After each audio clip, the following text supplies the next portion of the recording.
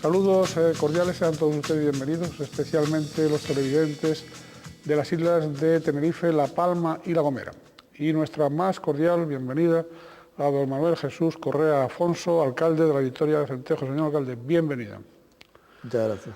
Es costumbre que le recordemos a ustedes esa seña de identidad de Canal 8, un canal de propiedad 100% canaria, tinerfeña, cuya línea editorial es pluralista. Aquí, siendo una empresa privada, tratamos de cumplir los objetivos siempre de un servicio público. Y también, gracias al apoyo que ustedes nos brindan, pues estamos en las televisiones locales en cabeza, tanto en la provincia de Santa Cruz de Tenerife como en el resto del archipiélago, en el conjunto del archipiélago. Sí queremos advertir de entrada en esta entrevista con el señor Correa Afonso que, dada la dimensión de su personalidad y dada su experiencia y sus conocimientos, de vez en cuando vamos a ir, con permiso de él, naturalmente, vamos a ir alternando cuestiones locales de la Victoria, cuestiones comarcales del norte de Tenerife, con cuestiones de ámbito político general. Entre otras cosas porque sí es de los alcaldes que tienen criterio para opinar desde el partido político en el que milita, pero sin ser partidista, ¿no? Es decir, vamos a ver, es decir, así lo defino yo modestamente, por el conocimiento que tengo de su gestión. Bien, señor Correa, vamos a empezar por la actualidad. La actualidad es que usted días pasados viajó a Bruselas. Pero ¿me permite un apunte? Claro, todo lo que usted quiera. Muy bien, no, es que hablaba usted antes de la pluralidad de este medio. Sí.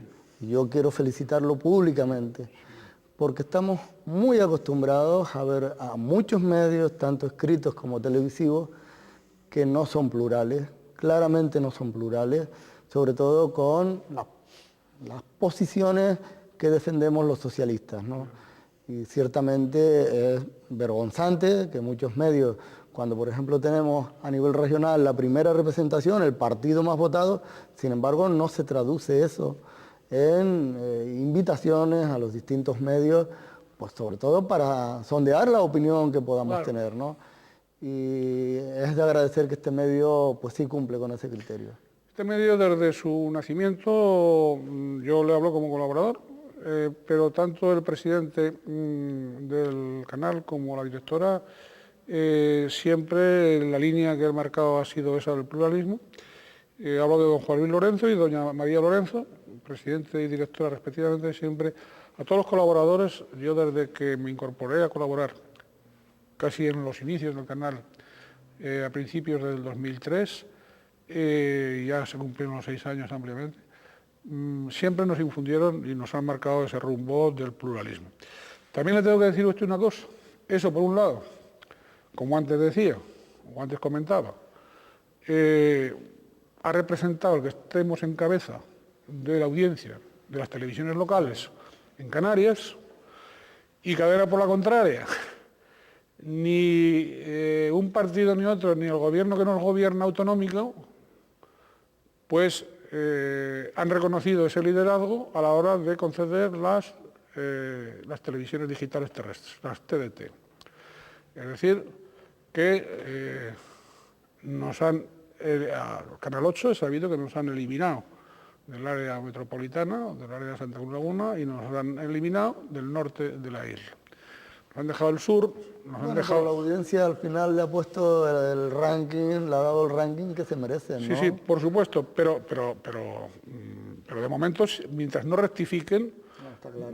Cuando sea el apagón analógico, no nos dejarán estar ni en el norte ni en el área, para que usted vea que el pluralismo... Hombre, tenemos un gobierno que no fomenta esa pluralidad y que castiga mucho a los medios o apoya mucho de alguna manera a los medios que machacan más a las posiciones de los socialistas, y ahí se ve, por ejemplo, como algunos medios pues, se ceban claramente con nuestros líderes políticos, con nuestro secretario general. Desde luego creo que es una auténtica pasada, ¿no? Hablamos de su secretario general. Su secretario general lo están, por un lado, yo siempre digo que le están dando una publicidad gratuita terrible, Bueno, también es verdad. pero por otro lo están masacrando hasta límites absolutamente, completamente inconstitucionales, etcétera, etcétera. Es decir, porque una cosa es la crítica política y otra cosa es el insulto, la vejación, la calumnia,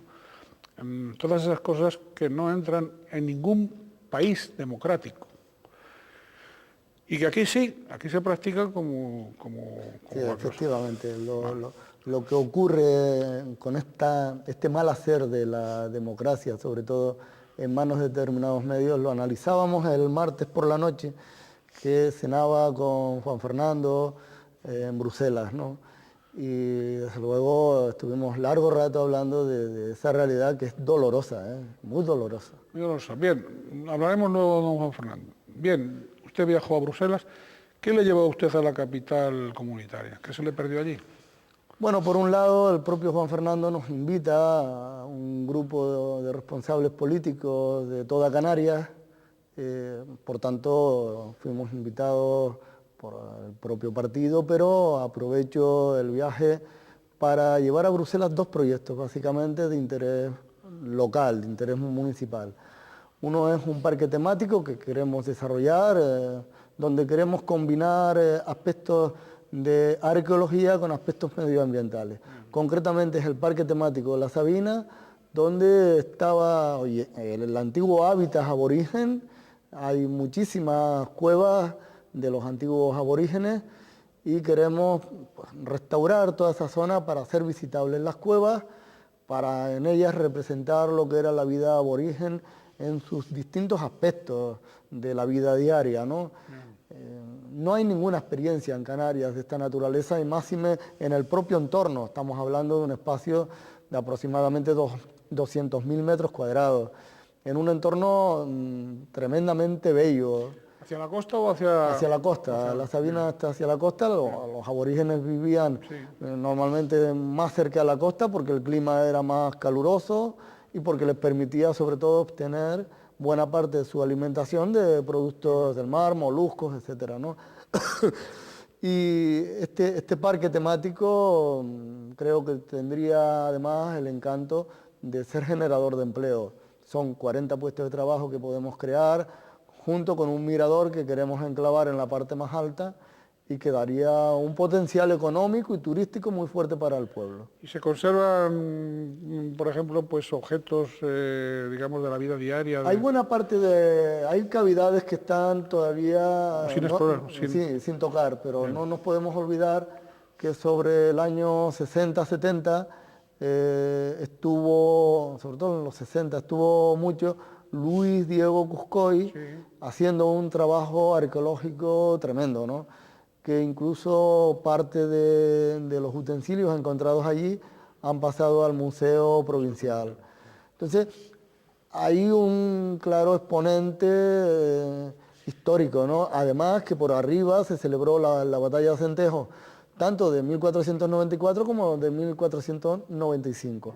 Y tiene por tanto un interés histórico terrible y además está en las proximidades del islote que facilitó que escaparan los castellanos cuando en 1494 fueron vencidos por las tropas aborígenes, ¿no?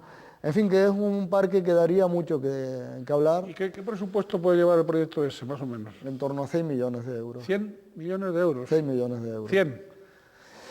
Es un parque... ¿Y qué? Si yo no lo critico, digo, ¿qué cantidad? Las cosas bien hechas tienen su, por supuesto, su precio, pero mire, si lo comparamos con cualquier migaja de tranvía, pocos metros de tranvía son 6 millones. Claro. O el pico del auditorio. Pico del auditorio. ¿Pero usted cuántos millones dijo? 6. Bueno, he ido a pedir 6 millones, es un proyecto que he presentado, ahora hay que trabajarlo, hay que... ¿Qué financiación? O sea, ¿va a tener probablemente financiación europea? Bueno, todo eso no lo han concretado. Las posibilidades de que Europa pueda subvencionar está en torno al 50% del presupuesto. Sí. Claro, hay que poner el otro 50%. Un municipio tan pequeño como el nuestro es difícil afrontar esta realidad, más con la crisis que hay, ¿no? El Estado también, arcas estatales también. Este proyecto queremos, una vez que Europa diga sí, pues queremos que también el Estado, el Gobierno, el Cabildo, vamos a ver si todas las instituciones pues van poniendo, ¿no? Una vez organizado, digamos, la financiación, ¿qué periodo llevaría de ejecución de obras y todas estas cosas? Bueno, todo depende, porque si conseguimos la financiación al 100% de entrada, pues el periodo sería más corto. Claro. Si la vamos consiguiendo en etapas, sería más largo. Bien. Pero es un proyecto que se puede ejecutar entre 2 o 3 años como mucho, ¿no? Y ese es uno de los motivos de su presencia en Bruselas. ¿Y el otro? Ese fue un motivo, y el otro es la creación de un aula en la naturaleza, sobre todo para potenciar todo lo que es la política de la castañicultura y de la micología, ¿no? Porque el ayuntamiento ha ido poco a poco comprando fincas de castaños en la zona alta del municipio. Tenemos ya como 35.000 metros cuadrados de castaños. Es la zona donde los victorieros y cualquier vecino puede ir incluso y recolectar castañas sin ningún problema.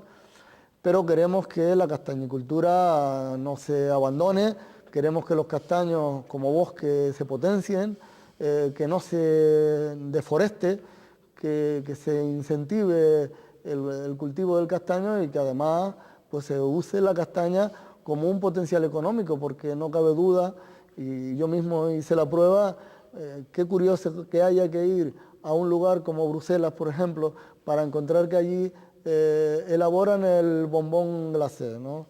Entonces, un bombón glacé resulta que una cajita de apenas 8 bombones vale 20 euros. Y ellos no producen las castañas. Claro. Y ellos tampoco producen el cacao, sin embargo lo importan todo. Exacto, lo importan todo, pero sin embargo han sido capaces de crear iniciativas que son tremendamente rentables. ¿Por qué no creernos nosotros que podemos también, claro, con el castaño hacer una auténtica industria, a los niveles que sea? Entonces, por ello hemos estado trabajando en esta fecha, sobre todo, con nuestros propios empresarios locales, y ya hemos conseguido que algunos pues hagan polvorones de castaña, truchas de castaña, han elaborado un bombón de castañas con chocolate también, pan de castaña. En fin, que hay una serie de iniciativas ya que van un poco en el camino que queremos. Oiga, eso lo habrá obligado a usted también a familiarizarse un poco, si no estaba ya familiarizado suficientemente, con las castañas, ¿no? Es decir, que por cierto, este año me han dicho, yo no sé si será cosa de este año o una circunstancia tal, de que hay algunas zonas donde las castañas, una vez cogidas, ahora en Tenerife, en la isla, se cogen normales, duran una semana bien y a las 3 o 4 semanas hay un porcentaje de castañas que se echan a perder. ¿Eso lo ha oído usted este año? Bueno, vamos a ver. Es cierto que nunca se ha visto tanto bicho en la castaña como se ha visto este año, ¿no? Se echan a perder, pero porque vienen ya bichadas, ¿no? Ciertamente ha entrado una enfermedad en los castaños que debe ser tratada, pero mire, es que tenemos un cabildo que no se preocupa en absoluto de ese tipo de cosas. Mientras, por ejemplo, yo hace unos años participé con una ponencia sobre castañicultura en la que presentamos la propuesta nuestra, sí, de trabajo, y allí descubrí, por ejemplo, que la Diputación de León, por ponerle un ejemplo, o la Diputación de Salamanca, se preocupaban por las enfermedades que producían los castaños y combatían desde la Diputación enfermedades como por ejemplo el chancro o la tinta, que son enfermedades que tienen allá. Sin embargo, nuestros castaños no tienen esas enfermedades, pero sí se está viendo esta otra.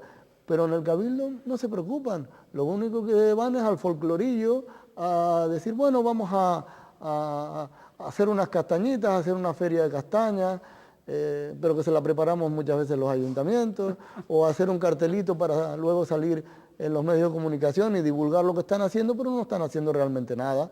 Entonces, la enfermedad es algo que hay que atacar. No se da en la Victoria Centejo, se da, por tanto, se da en toda la isla. Y algo hay que hacer. Y nuestro Cabildo no tiene, por lo menos hasta ahora, a nadie que los aspectos más, digamos, relacionados con posibles enfermedades, pues se intenten combatir, estudiar y saber qué está pasando. No.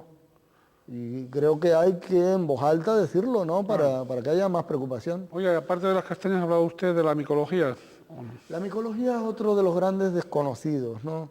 En los castaños se producen muchas setas comestibles, una no comestibles, otra es bueno que la gente empiece a distinguirlas, pero tenemos también que tener una cultura micológica que no la tenemos. Y por ello, pues nosotros estamos ya desde hace años también impartiendo cursos de formación para que todo el mundo pues, se mueva más en este tipo de temas, ¿no? La verdad que probar unas cantarelus, no solo probarlas, cogerlas, recolectarlas, es una verdadera pasión.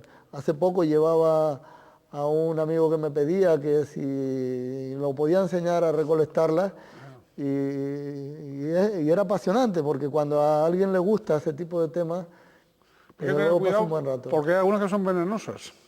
Sí, alguna vez he probado alguna... ¿Cómo se distinguen las venenosas? ¿Por las pintitas o qué? Bueno, ¿Lo he dicho de un modo vulgar o no? no es tan o la fácil, cosa no no. es tan grosera. No, es mucho más complicado. Bien. No, es complicado. Venenosas hay muchas y podemos decir las amanitas son venenosas, pero no todas las amanitas son venenosas. No. Hay determinadas amanitas en la zona, sobre todo las que son muy bonitas, que las ves y te dan unas ganas de llevártelas, pero son terriblemente venenosas, ¿no? E incluso algunas provocan graves daños, ¿no? Yo en alguna ocasión he probado alguna que no venenosa, pero algo tóxica sí, y en una ocasión pues probé una, pero cruda, porque ya un amigo me había dicho, no, yo me la he comido, pero se la había comido guisada, con lo cual al guisarla evapora Claro, parte de la toxicidad, entonces se la comió y además no la combinó con una copita de vino. Sin embargo, yo probé muy poquito para ver qué tal era y él me había garantizado que se la había comido. Probé muy poquito, pero con una copita de vino y me multiplicó los efectos de la toxicidad por 6. ¿Por el vino? ¿O Sí, por la por el vino. El vino junto con el trocito de seta. cruda? Sí, y lo pasé muy mal. Ya saben, todos estos son consejos prácticos para que si van por el campo no se dejen llevar exclusivamente no se dejen deslumbrar solamente por algunas bellezas aparentes. Eso pasa en la vida también. A veces pasa con alguna que otra persona. Pero hay que descubrir, ¿verdad? Claro. Hay que experimentar y Claro. eso es lo que No, hemos hecho. Si no, no me hubiese atrevido ya a coger setas y a cocinarlas y a comerlas, ¿no? Y además, evidentemente, es un plato exquisito. Exquisito. Pero lo importante de todo esto es que hemos descubierto que con una incorporación de micelios, en algunos lugares han reproducido setas y luego tienen un potencial comercial y económico enorme. ¿Por qué no hacerlo en Canarias? Claro. ¿Por qué no hacerlo? Tenemos una cantidad de recursos naturales y de nuevo le vuelvo a decir lo mismo. No hay un cabildo preocupado por experimentar, por divulgar, por crear, en definitiva, recursos económicos para que la gente también trabaje. Claro. A veces nos quejamos de que en las islas, de que en Tenerife, en la isla, que no tenemos ningún recurso natural, que no tenemos, ningún tipo que el subsuelo no nos aporta, no estamos hablando ni mucho menos del petróleo, que no nos aporta todavía ningún tipo de beneficio, y sin embargo sí que hay recursos naturales. Claro. Que debidamente explotados, estamos hablando de las castañas, estamos hablando de las setas, estamos hablando de tantas y tantas cosas, no solo de estas, que con capacidad de iniciativa eso puede representar eso junto con otros, puede representar una suma de ingresos muy importantes. Exacto. Digo, incluso para la economía global de las islas, ¿no? Efectivamente, ¿no? Los vecinos tienen que saber, los propietarios, en este caso, por ejemplo, de huertas de castaños, tienen que saber que hay otro potencial económico por desarrollar en sus propias fincas. Y para ello necesitamos a alguien que esté delante, que esté tirando de este tipo de experiencias que ya existen en otros lados. Yo cuando visité, por ejemplo, en una zona de Salamanca, un pueblo que tenía casi 2000 habitantes, casi todos vivían de la castañicultura. Era increíble. ¿Pero por qué? Porque hicieron que ese producto lo analizaron y cuando no servía para temas gastronómicos, tenía la posibilidad de la producción de setas mediante inserción de micelio en el propio tronco del castaño, pero troncos ya secos. Era increíble ver cómo tronquitos así le inyectaban micelio y en pocos días se llenaban de setas. Bueno, era un comercio enorme. Y también pues, recurrían a la propia madera y a la corteza del castaño y con ello elaboraban incluso cestas, productos artesanos que luego distribuían por toda España, con lo cual el pueblo entero viviendo de la castañicultura.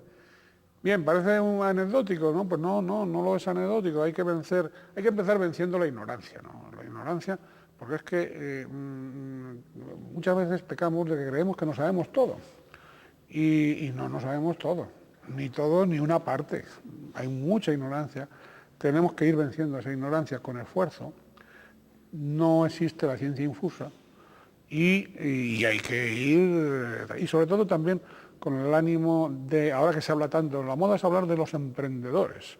Bueno, pues ¿por qué no empieza la emprendeduría en los lugares, sin moverse uno de su pueblo, de su zona, de su área, de su isla?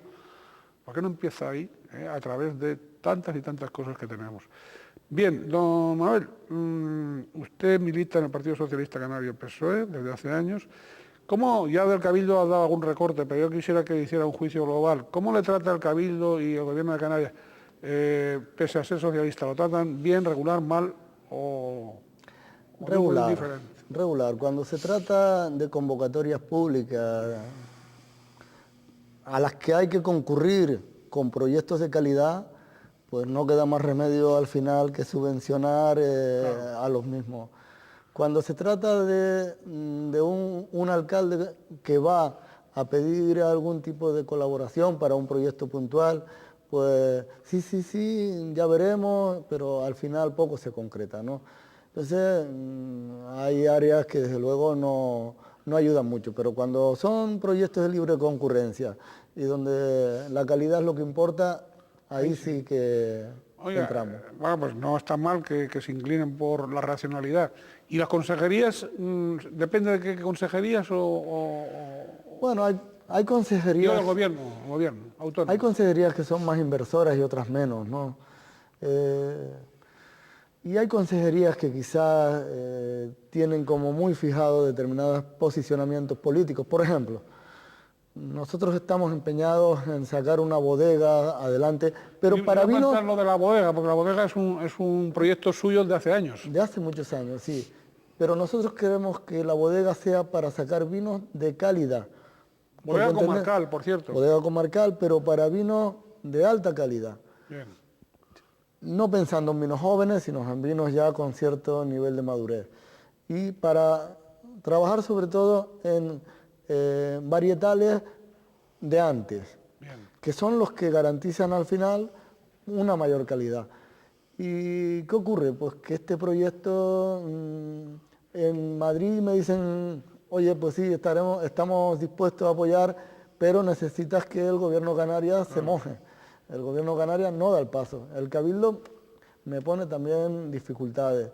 Entonces, habrá que cambiar de gobierno canario, ¿no? Habrá que cambiar de Cabildo para conseguir la aprobación. Si no se va a quedar la Victoria y la comarca sin bodega comarcal. Exacto, y teniéndonos que consumir el vino fundamentalmente joven y con dificultades además, porque claro, no podemos negar que con las leyes actuales de libre comercio, pues un vino peninsular, una botella de vino peninsular se puede conseguir por menos de €1. Y yo no le puedo decir a un agricultor de mi pueblo claro, que venda vino ya embotellado en una botella por menos de €1, porque, vamos, sería una auténtica locura. Claro. algo hay que hacer, ¿verdad?, para potenciar al sector, para ayudar a los agricultores, para que las viñas no se pierdan, para que el sector verde de nuestra isla sea o siga siendo el motivo de visita de muchos turistas que vienen a nuestra isla o a nuestras islas, también a ver un verde, a ver un paisaje, a ver un campo, y eso no lo podemos perder. Sin duda, sin duda. No solo es clima, no solo es también paisaje y son otros factores los que además de tener una producción propia en el sector primario, también abona e intensifica el sector servicios y concretamente el turismo, ¿no? Me imagino que tanto el gobierno del Estado como ahora usted mismo ha comentado esos pasos que está dando en Bruselas, ahí hay otra disposición, evidentemente. Sí, hombre, en Bruselas se nota... Lo voy a preguntar, ¿ser un alcalde de un municipio pequeño, o cuando se trata de un municipio pequeño, bueno, perdón, con mis mayores respetos a La Victoria, sí, no es un municipio como el de la capital, como el de tal, es decir, por lo tanto pequeño relativamente, sí, ¿no? Relativamente, pero ser un municipio no grande o no monstruoso es una dificultad. Hombre, es una dificultad añadida, no cabe duda, no es lo mismo porque al final en Europa y sobre todo en Europa se mira mucho también, bueno, a cuántos habitantes representa. Claro. Al final los habitantes son los que marcan el peso. Claro. Claro. Y si tienes más habitantes pesas más. Evidentemente, ¿no? Pero en Europa me he dado cuenta que los colores importan muy poco. Allí hay que ir con proyectos, con ideas interesantes, con ideas que garanticen puestos de trabajo, con ideas que garanticen respeto al medio ambiente, con ideas que garanticen desarrollo equilibrado.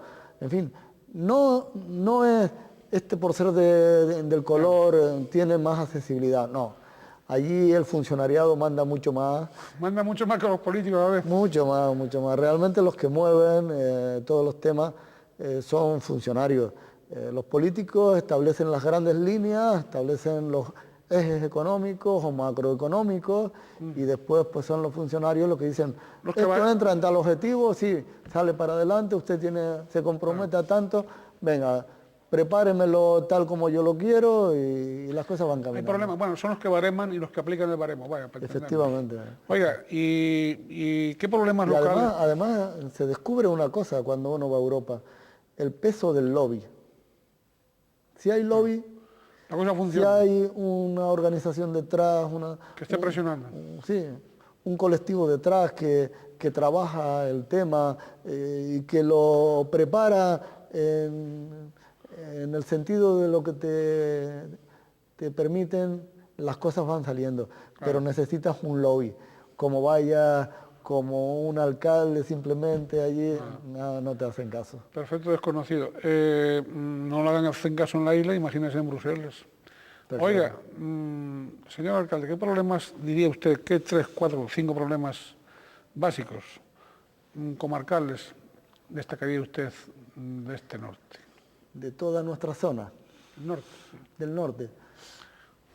Yo creo que el mayor problema que tenemos en el norte, a mí me parece que es ese nivel de desunión que hay. Yo, antes de que usted siga, recientemente usted vino a un debate que hicimos en Canal 8 sobre los alcaldes del norte, y una cosa que usted apuntaba, y de alguna manera esto como abanderado de esa iniciativa de unir a los alcaldes con independencia de la militancia política que tengan, y un poco, si no imitar, sí seguir los pasos que están siguiendo en el sur, con el empresariado, entre ellos mismos, etc. Perdone que la haya interrumpido, ¿van las cosas por ahí? Sí, efectivamente, ¿no? Van las cosas por ahí. La desunión que hay hoy todavía. Necesitamos unirnos y esa desunión donde cada uno va a sus temas, a lo suyo, pues al final no genera buenas cosas, ¿no?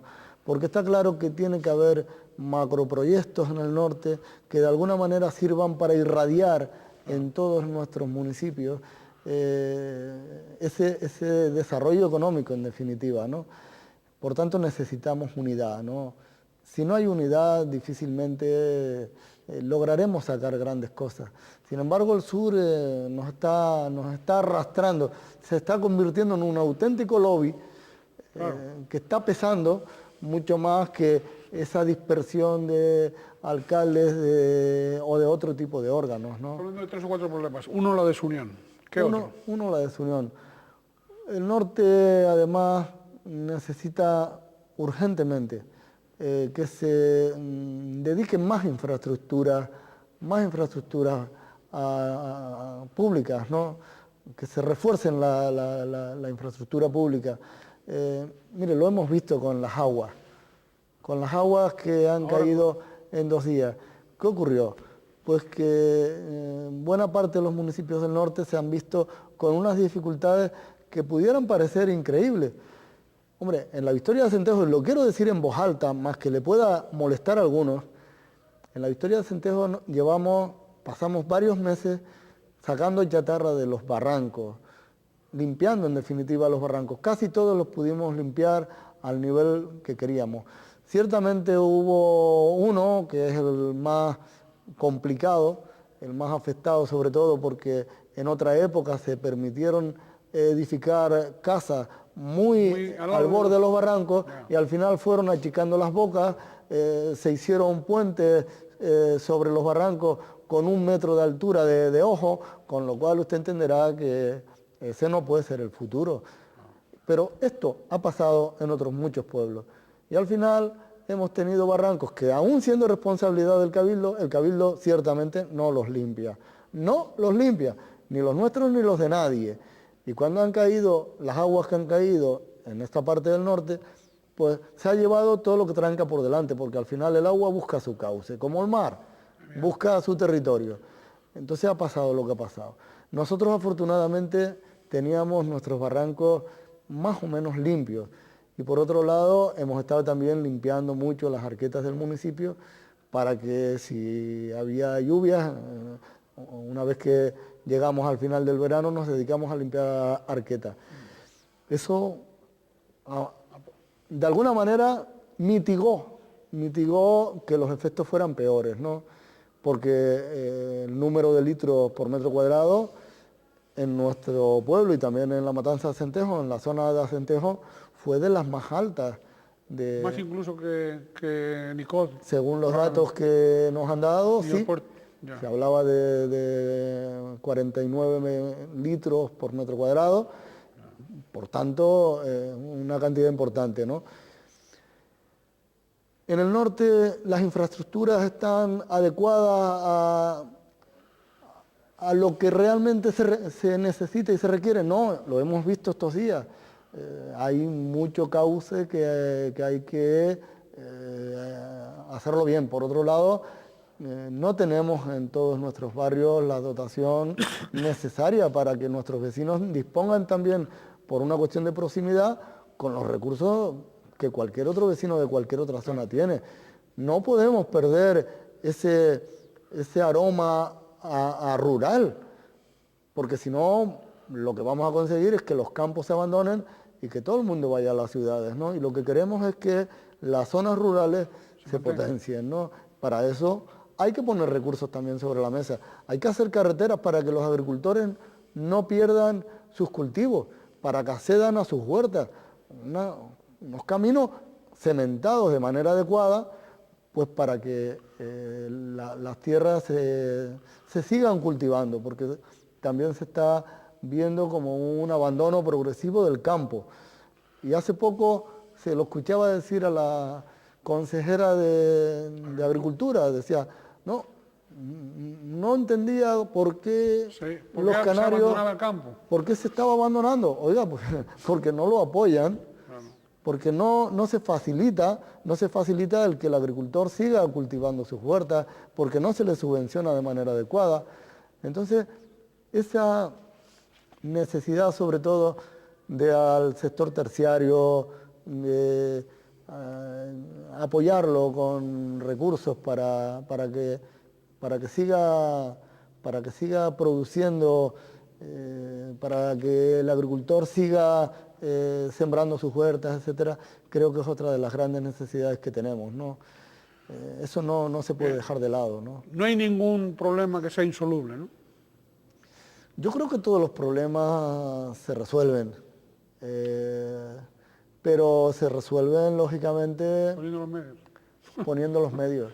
Lo que no puede ser es que nos dediquemos a decir, no sé por qué está pasando tal problema. Pues estúdielo, Claro. analícelo, que para eso tiene un montón de recursos. Pero no me salga en ningún medio a decir una tontería como esa, ¿no? Bien, días pasados, usted sabe que el fiscal, vamos a hacer un quiebro ahora, y vamos a pasar de lo local y de lo isleño a lo general.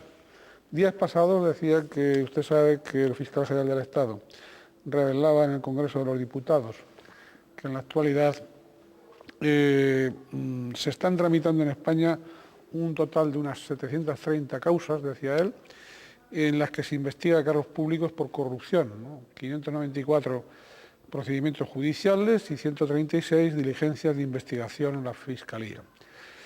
De ellos, decía que 264 son procedimientos penales contra cargos públicos o políticos del Partido Socialista, de su partido, 200 contra miembros del Partido Popular, 43 de Coalición Canaria. En las islas, además, los cargos públicos imputados son 64 de los 800 que están en este momento imputados entre políticos, funcionarios o empresarios del conjunto de España. Bien, ante estas cifras, ¿cuál es su interpretación? Nos quedamos con esa conclusión que decía el señor Cándido, o don Cándido Conde Pumpido, en el sentido de que tenemos que estar tranquilos porque él decía que los implicados solo representan el 1% de 66.000 concejales y alcaldes. Nos quedamos tranquilitos. Bueno, vamos. Eso nos lo decía el fiscal general.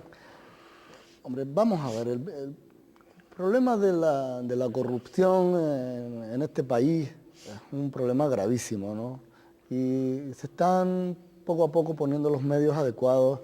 Cuando se estableció lo de un fiscal para perseguir todos estos casos, ha sido una política claramente promovida por el actual gobierno socialista, ¿no? Y se han alumbrado muchos casos. Y hay muchos que no se han alumbrado todavía, que ya se irán alumbrando, porque hay comportamientos corruptos que, al margen de que haya un juez que al final lo condene o no lo condene, yo tengo que reconocer que es un caso de corrupción. Por ejemplo, el Ayuntamiento de Santa Cruz hace poco nos enteramos que pagaba unos locales millonarios durante años y no se usaban. Si yo eso lo hiciera en mi pueblo, ¿usted cree que no me machacaría la oposición que tengo? Me machacarían vivo. Sin embargo, los medios de comunicación canarios intentan justificar esa operación como algo... No, mire, eso es una actuación claramente corrupta. No habrá un juez que lo condene al final. Porque bueno, usted alquila un local, va pagando ese local y si está con él 4, 3 o los años que sea, el acto corrupto no se da, pero está claro que es un comportamiento absolutamente corrosivo, ¿no? de lo que sería la administración. Vemos que Coalición Canaria está imputada en un número importante de casos, el tercer partido, tercer partido de toda España con procedimientos abiertos. Ciertamente el PSOE, y a mí me preocupa, tiene unos 270 casos en todo el país, ¿no? 264 decía él. Bien, pero estamos hablando de un partido que está, de alguna manera, atendiendo a 44 millones de españoles. Sin embargo, el tercer partido, que se llama Coalición Canaria, con 40 y pico procedimientos, representa... 43. O 43 procedimientos, estamos hablando de un partido que representa a 2 millones de canarios. Si yo hiciera un análisis y trasladara a Coalición Canaria a una posición de 44 millones de habitantes como está el Partido Socialista, pues Coalición Canaria sería 6 o 8 veces más corrupta que el partido que más casos tiene, con lo cual, si lo analizamos porcentualmente, conclusión, Coalición Canaria es el partido político más corrupto de este país, porcentualmente hablando. Y eso es preocupante. Yo creo que a los canarios eso le tiene que preocupar, porque no habla bien de una zona donde estas cosas se dan. Yo no digo que todos sean, yo no voy a criminalizar a nadie, lógicamente, porque puede que muchos de estos casos queden en imputados y de ahí no pasan y al final puede quedar en nada, ¿no? Pero lo cierto es que hay comportamientos que no creo que sean adecuados. Pero me preocupa también esos otros procedimientos que no están en esos encausados que usted me dice, como el que yo le ponía antes. ¿Cómo un gobierno puede contratar unas instalaciones y no las usa? Y pagar religiosamente. Eso en cualquier lado... Eso el dueño no tiene la culpa, los que la arriendan no tienen la culpa de que no los empleen. Ah, no, por supuesto, ¿no? Está claro que el arrendador es quien tiene que asumir la responsabilidad. Pero parece que se puede hacer y no pasa nada, ¿no? O como cuando se compró la playa, que comprar algo que ya era de todos, ¿no? Pero ¿cómo se puede hacer estas cosas, no? A mí no se me ocurriría jamás comprar algo que ya es de uso público, ¿no? Porque, bueno, ¿en qué país vivimos, no? Sin embargo, independientemente de que un juez lo condene o no lo condene, lo que está condenando no es tanto el que se haya comprado o el que se haya invertido un dinero en eso, sino las otras derivaciones de ese dinero, a dónde habrá ido y cómo habrá ido, ¿no? O lo que pasó el otro día, por ejemplo, cuando descubrimos que hasta la visita del Papa resulta que tiene unos beneficios de más de 3 millones de euros. Más de 3 millones de euros la organización de una simple visita. Más allá de que haya sido lícito el procedimiento y haya sido legal, lo que está claro que es un comportamiento absolutamente corrupto. Claro. El problema es cuando eso se aprovecha para darle leña al Papa. El Papa no tiene la culpa. Claro, el Papa no tiene absoluta culpa de que un señor haya tenido un beneficio de más de 3 millones, pero claro, lo curioso es que se descubre que casi 1 millón va a su cuenta, pero los otros 2... Claro, no la cuenta del Papa, ¿eh? No la cuenta del Papa. Tendremos que saber si en la cuenta del Papa ingresaron algo, pero a mí me da que los papas no están para esas cosas, ¿verdad? No. Ni los obispos, ni los curas. Están en otros negociados. En otras tesituras, Y ¿no? además ahora, por cierto, quería preguntarle al hilo de la crisis, ¿cómo se manifiesta en un municipio como el de La Victoria? ¿Qué necesidades, si es que hay nuevas necesidades, más o menos el vecindario escapa? Es un problema preocupante, ¿no? Porque la crisis en un municipio como el mío, pues se nota, sobre todo porque hemos sido una cantera donde hemos generado muchos trabajadores dentro del sector de la construcción. Muchos encofradores de esta isla proceden de zonas como La Victoria, Centejo. Por tanto, tenemos unos picos de paro altos, bastante altos, muy altos. Pero también es cierto que buena parte de los trabajadores tienen la habilidad de poder ser contratados para pequeñas obras y eso quizás atenúa un poco el problema. Pero ciertamente hay casos preocupantes y a los que estamos dedicando toda la atención posible desde el punto de vista social, facilitándole ayudas para pago de alquileres, para pago de agua, luz, basura, para ayudas en alimentación, en fin, estamos atendiendo las necesidades más perentorias, ¿no? ¿A ustedes lo que más le piden en La Victoria, supongo que serán puestos de trabajo, o no? ¿Qué es lo También, que más?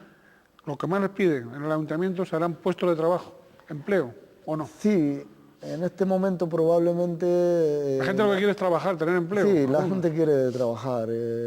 Hay muchas peticiones, sobre todo de quiero trabajar, me gustaría que se nos facilite un trabajo. Yo creo que la petición de empleo puede ser el tema más demandado, ¿no? Y eso es bueno porque no debemos tener una comunidad, no, yo quiero una ayuda para tal, no, yo quiero trabajar, porque trabajando todas las cosas las puedo conseguir. Y en esa tesitura quiero seguir, ¿no? Porque quiero seguir fomentando este tipo de cosas, ¿no? Y si puedo ayudo a la gente contratándola, aunque sea por un mes, para más que luego me pueda denunciar el gobierno, como lo está haciendo, por esas contrataciones de un mes que a veces hago. Ya, oiga, ¿qué cantidad le llegó a la Victoria y en qué se ha empleado de los fondos estatales para inversión local, del LEF? Bueno, en el primer plan Zapatero tuvimos poco más de 1,5 millones de euros, lo invertimos en 3 obras. Una era la urbanización de la calle Arrayanero, que ya está prácticamente terminada. Una segunda, que es el circuito de footing en la zona del Pinar, un circuito para que sobre todo toda la gente y toda la gente mayor sobre todo tenga un lugar también donde poder caminar y poder mantener su salud y también los deportistas mantenerse. Y un tercer proyecto muy importante que es pues sobre todo la antesala del futuro ayuntamiento, es parte de ese futuro ayuntamiento, nuevo ayuntamiento de la Victoria de Acentejo, y que ya con el plan Zapatero cubrimos lo que son los almacenes, los garajes, la zona de talleres, el parking público e incluso encima una plazoleta, ¿no? Con lo cual ya vamos teniendo parte de ese nuevo ayuntamiento. En el área de transportes y comunicaciones, usted... Eso es con el anterior plan. Con el nuevo plan tenemos otros proyectos, ¿no? ¿Cuáles, básicamente?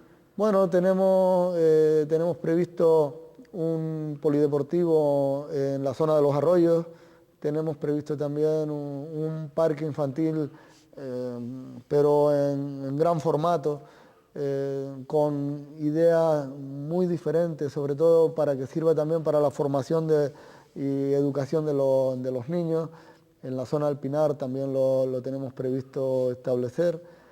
En fin, tenemos también la zona de un gimnasio también en gran formato para que no tenemos ninguno en el municipio, pues también queremos tener un gimnasio. En fin, que hay una serie de obras pensando en llegar a todos los colectivos sociales. Aunque sea brevemente, quería preguntarle por los transportes y las comunicaciones. Habida cuenta de que me parece que usted ha hecho, ante esa posibilidad del tren del norte, la petición de una estación en la zona conocida como La Sabina, ¿no? ¿Tienen ustedes ahí terrenos suficientes, bien comunicados, cercanos a la autopista? Pero bueno, a propósito de esa petición, yo quería que usted hablase de las mejoras viarias locales, incluso que nos hable del anillo insular, ¿no? Yo lo que quería era que nos hablase un poco de los transportes y de las comunicaciones de la Victoria y de ese norte. Bueno, vamos a ver, desde el punto de vista de comunicación, pensando en el futuro, sí, sobre todo la gran comunicación de los próximos años, si se plantea lo del tren en esta isla, pues está claro que eso marcaría un antes y un después, ¿no? A pesar de que el tren tiene una historia larga, ¿no? Porque no nos podemos olvidar que desde los finales del siglo XIX ya se empezaron a plantear proyectos de índole ferroviaria en esta isla, ¿no? Y todavía pues no se han cerrado, o sea que estábamos ya en la propuesta que uno de los diputados, ahora no recuerdo, Alfonso de apellido era, un diputado de las Cortes Generales en el año 1892, proponía lo de un tren Santa Cruz-Orotava, ¿no? Bien, y estamos en el 2009 y todavía no pasa el tren por la Victoria de Acentejo, o sea que seguimos esperando. Quizás ahora el Cabildo, que creo que es un cabildo un tanto más sectario, pues está planteando pues, hacer una propuesta de tren y ha quitado, sobre todo porque en el primer estudio aparecía la parada en la Victoria de Acentejo y era la parada de la comarca, ¿no? Sin embargo, en el último estudio ya no aparecía, han inventado una solución muchísimo más cara porque sería subterráneo para facilitar que la parada pueda ser en Santa Úrsula, porque ellos no tienen prácticamente espacio para hacerla sobre tierra, ¿no? Bien, yo creo que la Victoria tiene que seguir demandando esta propuesta, porque lo que no vamos a permitir es que nos hagan lo que nos hicieron cuando la autopista, que se puso un puente sobre la autopista sin conexiones. Con lo cual, sí, no se podía entrar al municipio porque el puente era inaccesible. Entonces teníamos que ir a Santa Úrsula o a La Matanza para poder llegar a nuestro pueblo, ¿no?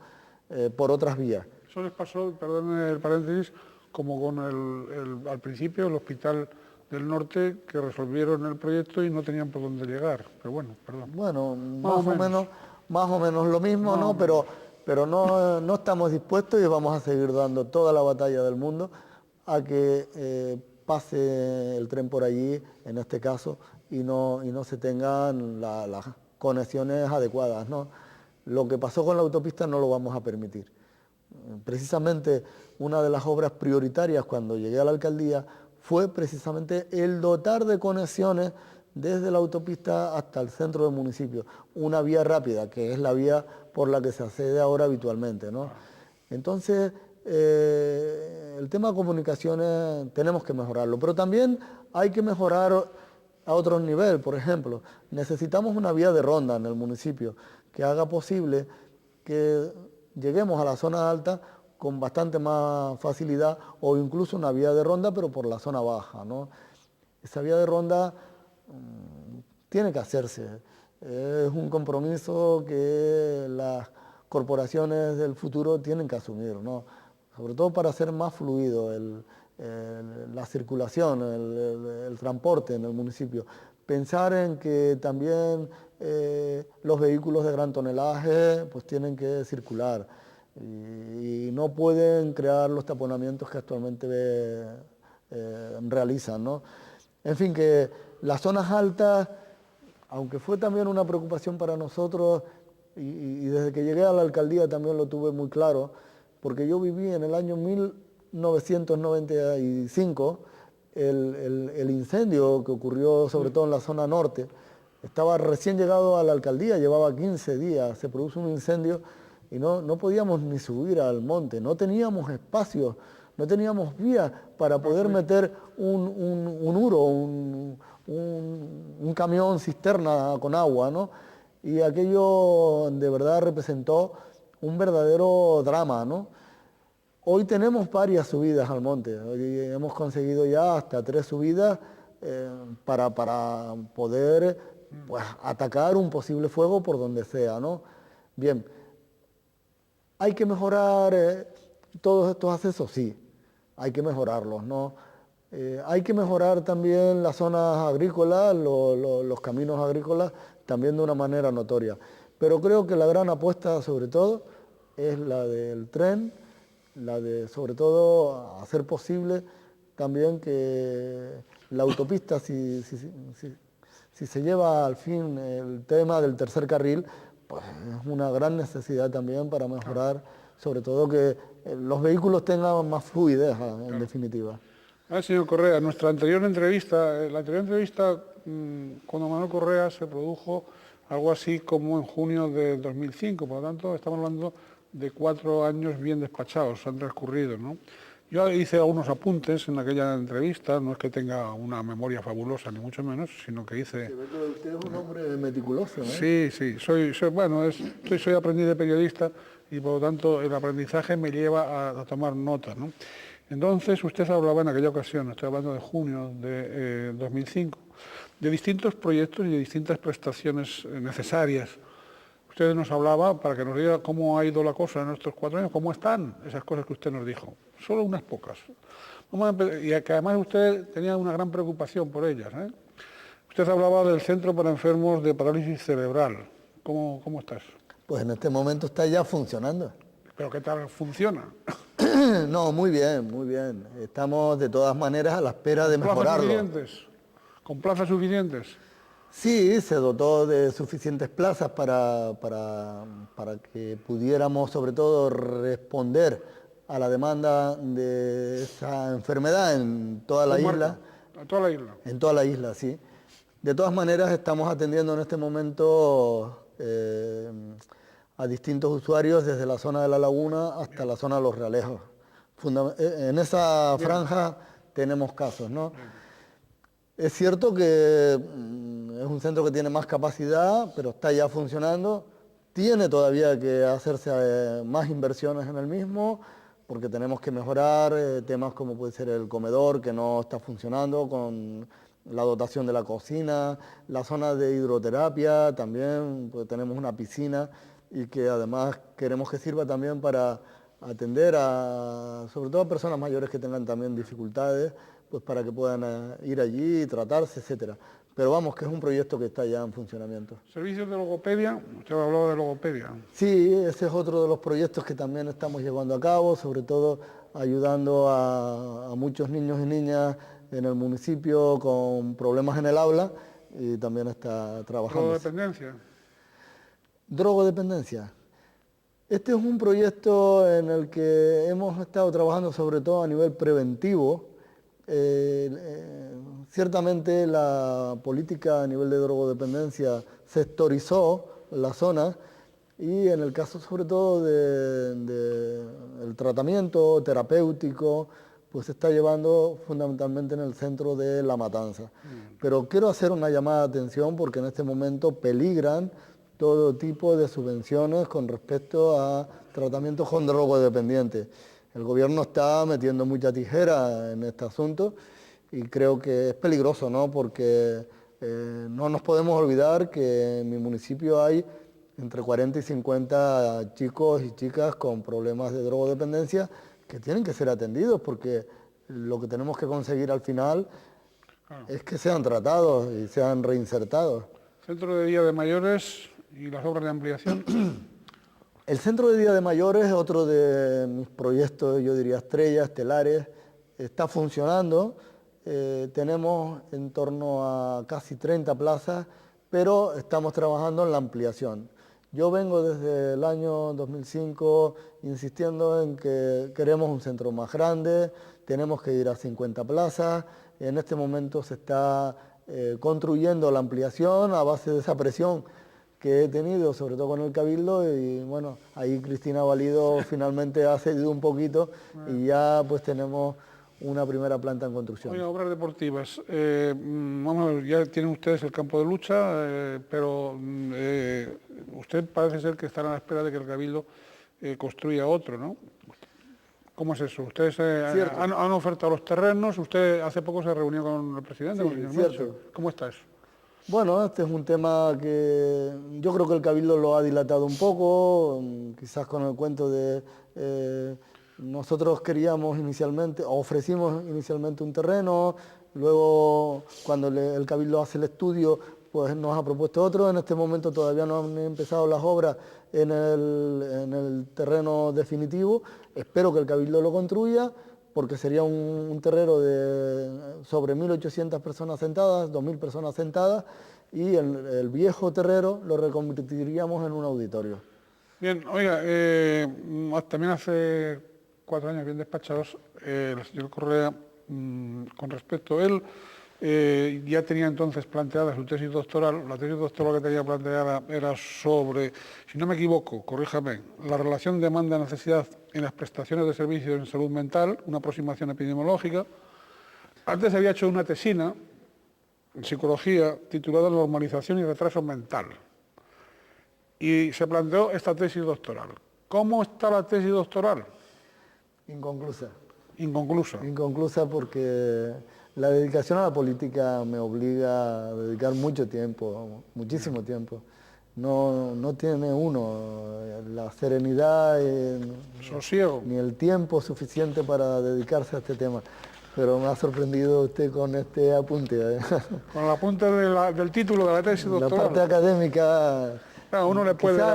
Uno siempre tiene cierto gustillo, ¿no? Ahí, claro, por la parte académica, porque yo estuve a punto de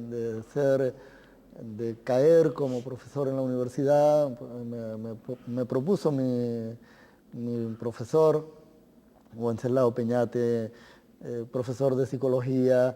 En un momento dado me planteó la posibilidad de ir a la universidad, pero al final opté por el área social.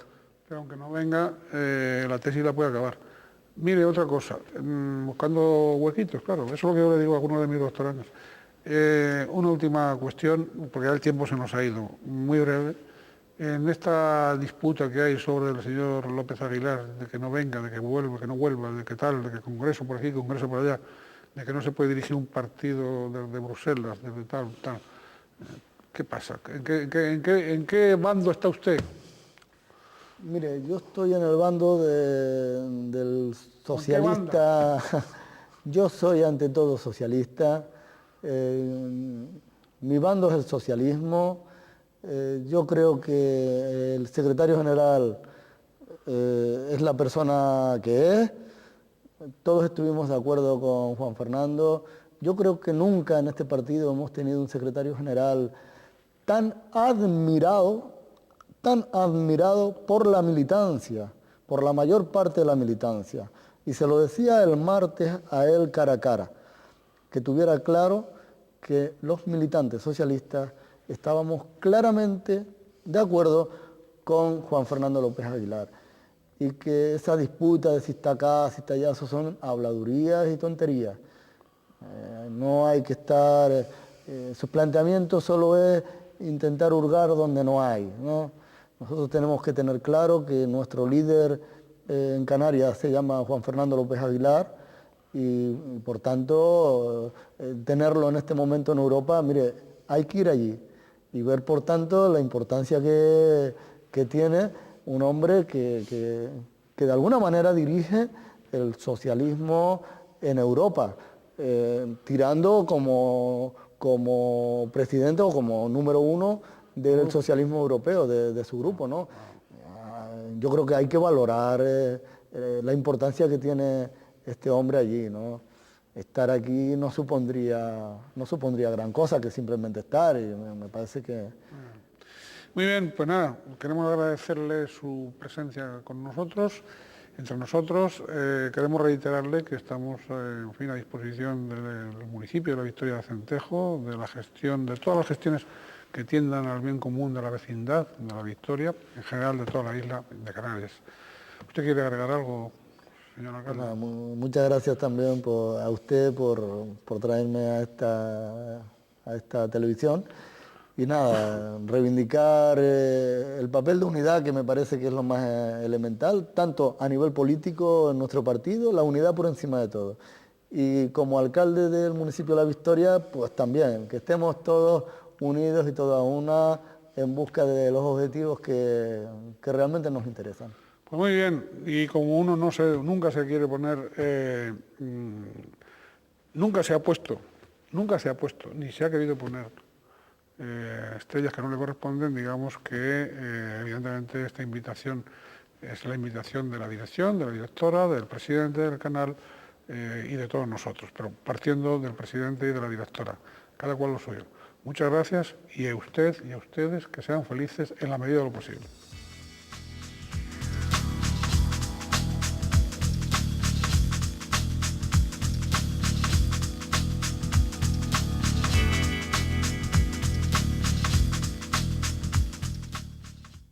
Mm-hmm.